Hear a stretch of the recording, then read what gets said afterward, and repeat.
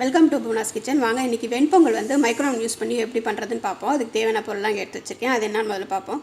அதுக்கு முதல்ல தேவை பச்சரிசி ஒரு டம்ளர் பச்சரிசி அடிக்கணும். அதே டம்ளரில் 1/4 டம்ளர் அளவுக்கு பைத்தம்பருப்பு, அப்புறம் கருவேப்பிலை, கொத்தமல்லி, துருவின இஞ்சி, உப்பு, ஜீரகப்பொடி, மிளகு பொடி, தாளிக்கிறதுக்கு தேவையான எண்ணெய், ஒரு முழு மிளகு கொஞ்சம் எடுத்து வச்சுருக்கேன். அது பார்க்குறதுக்கு முழு மிளகு போட்டால் வெண்பொங்கலில் பார்க்குறதுக்கு அது ரொம்ப நல்லாயிருக்கும். அதுக்காக இல்லை நீங்கள் வேண்டாம் அதுக்காக வாயில் கடிப்படும்னு நினச்சா வெறும் மிளகுத்தூள் மட்டுமே யூஸ் பண்ணிக்கலாம். இதுதான் அதுக்கு தேவையான பொருள்கள். ஃபஸ்ட்டு நம்ம அரிசியும் பருப்பையும் வாஷ் பண்ணிவிட்டு ஒரு 1/2 hour தண்ணியில் ஊற வச்சிடணும். ஊற வைக்கிறது எதுக்குன்னா அரிசி வந்து நல்லா குழவாகவும் வேகும், சீக்கிரமாகவும் வேகும். அதுக்காக ஊற வச்சுக்கணும். நான் அது மாதிரி ஏற்கனவே ஒரு 1/2 hour ஊற வச்சுட்டேன். இதை நம்ம ஃபஸ்ட்டு 10 நிமிஷம் மைக்ரோ ஹையில் வச்சு எடுத்துக்கணும்.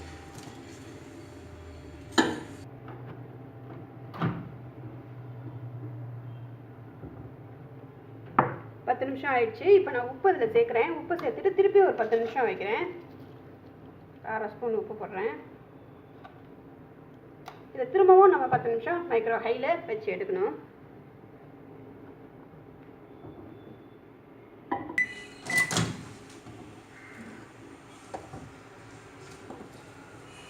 பாருங்கள், பொங்கல் ரெடி ஆகிடுச்சு. நம்ம இப்போ தாளித்து கொட்டிடலாம். இதுக்கு தேவையான பொருள்லாம் வச்சு நெய்யில் தாளித்து கொட்டலாம். பொங்கலுக்கு எப்பவும் நெய்யில் தாளித்தா தான் நல்லாயிருக்கும்.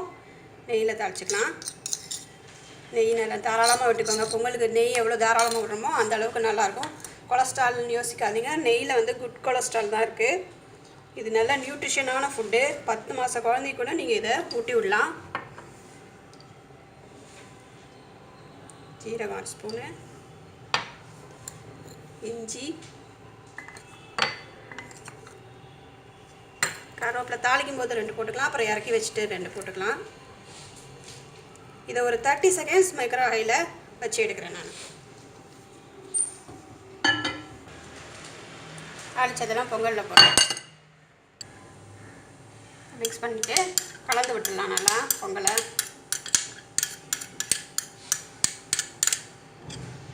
கருவேப்பிலை, கொத்தமல்லி போட்டுக்கலாம்.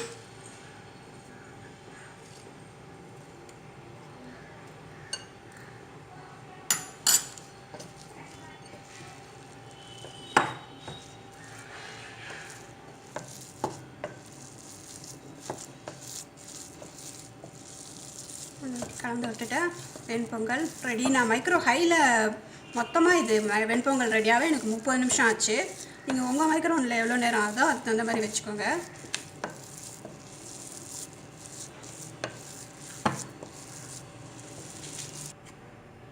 பாருங்கள், வெண்பொங்கல் சுட சுட ரெடி ஆயிடுச்சு. இது குளிர்காலத்துக்கு வின்டருக்கு ஏற்ற உணவு. மிளகு, ஜீரகம்லாம் அதில் இருக்கிறதுனால இது அதனால தான் கோயிலில் கூட இது பிரசாதமாக கொடுக்குறாங்க. நீங்களும் இதை செஞ்சு பார்த்துட்டு எனக்கு ஃபீட்பேக் கொடுங்க. தேங்க்யூ.